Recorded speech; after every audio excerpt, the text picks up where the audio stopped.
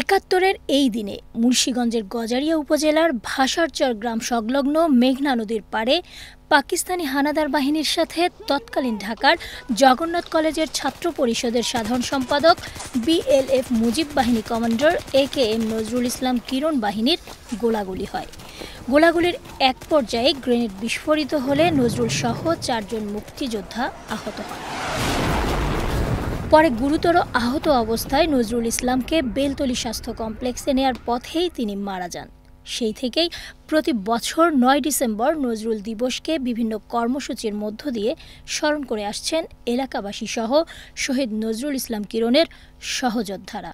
মুন্সিগঞ্জ জেলার গজারিয়া উপজেলার AKM নজরুল ইসলাম কিরণ, তার নেতৃত্বে আমরা পাক বাহিনীর সম্মুখ যুদ্ধে গজারিয়া সেই বাউশিয়ার চরে মেঘনার পাড়ে আমরা যুদ্ধে অংশগ্রহণ করি।